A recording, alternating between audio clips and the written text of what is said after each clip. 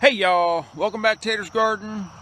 We're out here at the far end today. I wanted to show y'all what else was going on. I've been so focused on that new hoop house that we haven't looked at anything else. So anyway, we're going to take a look at what's going on up in that other hoop house up there, and that's what's going on in between here and there. This bare ground is going to get planted in winter squash and sweet potatoes and some half-runner beans.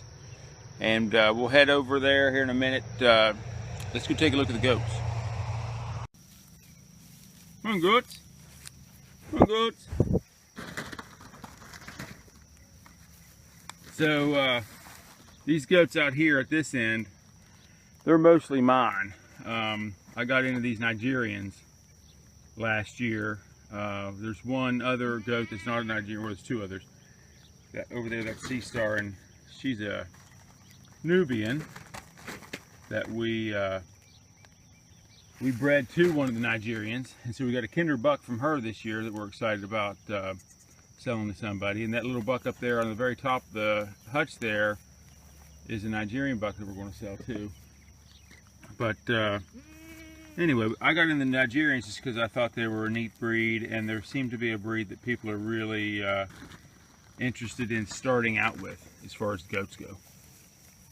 But anywho, that's what the goats are doing. Where's Pisces? Pisces is headed up to the woods.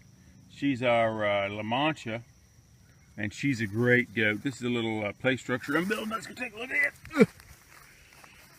I'm only getting started on it, but it's supposed to be a rope bridge. It looks like I need to jack back up there. It's sagging some. Rope bridge that'll come up to a platform. And then three sides of the platform will have different elements for the goats to mess around on. So hopefully, I thought I was going to do something with it tomorrow, but it's supposed to rain all day, which would be nice, but nonetheless, it's a little more challenging to get a few things done if it's raining. So that's what's up with the goats.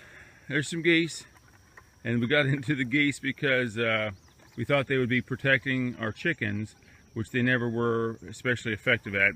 I think they're good for aerial predators, but they weren't good for the coons and the possums that were coming in.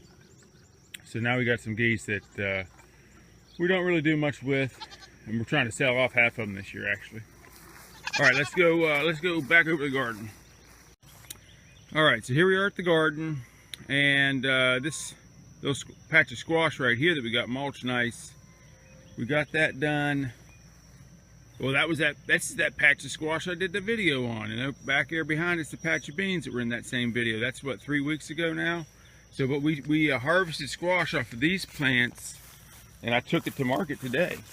So we're getting squash regularly now on them, and this mulch, this leaf mulch, it's on top of the feed sacks. You can see the edge of the sack over there, and so I won't have to worry about weeds all season on that. And it's going to be pretty great. Over here, some new squash that we're getting mulched on, and that's what's in that bare ground there, little squash plants.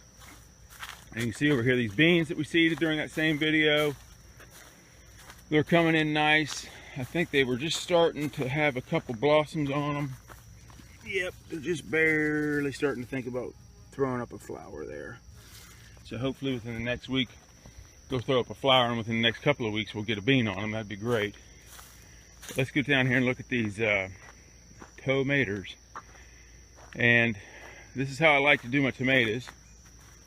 This is what I've evolved into over the last 6 years, I reckon. So I have there's about 200, 250 tomato plants out here. Where is that going? Was that a rat or was that a bunny? It might have been a bunny. Let's hope it was a bunny. The rats really bother me. Anywho, 6 foot spacing in these rows. This ground cover, I lay it down. You can see all my stakes laid out. They're getting to get pounded in next week. And then within the row, these plants are only 18 inches or 2 feet apart, something like right in there. And then when we go up here into the tunnel, you'll see that I'm doing that same in the row spacing. The rows are much closer together. So like I said, there's about 250 plants out here that we're getting ready to stake. These bottom 2 rows are cherry tomatoes, and we use these cages, so they're spaced 4 feet apart so we can get all the way around the cage to pick them. All right, let's go up in here to the hot tub. Oh, but before we get to the high tunnel, we got to look at this cucumber patch, because this space, and it's about 60 by 50, weird parallelogram, crooked rectangle shape. It's got cucumbers in it now. I'm going to transition it to a deep mulch system, and that's what that part of that mulch is going to be for there. Down the the beans came up. That's exciting. So what I did is I got my cucumbers on 8 foot between the row, and then down the middle of that I put a double row of beans. And I'm doing a bean trial in here. There's four, maybe 5 different beans in here. I wrote a note so I can remember, but I don't remember offhand. And so I'm going to kind of do a variety trial on how quick the beans are, what the flavor's like, what the yield's like, that kind of stuff, to see what kind of a bush bean I want to fool with for market. And then, because mostly what we've done in the past, they're all pole beans, which have exceptional flavor, but you got to build a trellis for every row, which is more labor.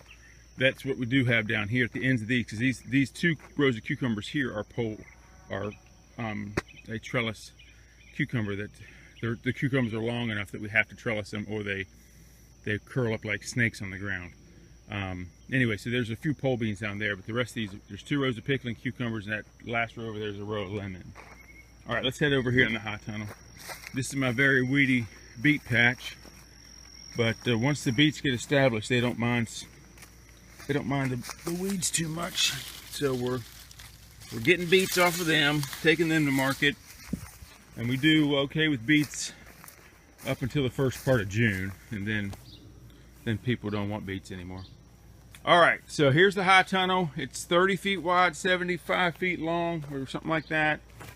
We got it through a grant through the NRCS. That's a program that's still going on in most states, and they really like to give that money to new farmers, and particularly women and minority now.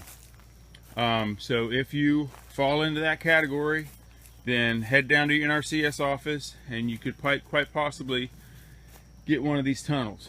That row of tomatoes was just barely tied up, and now I got to prune them. This one right here, I just got done pruning it and tying it up.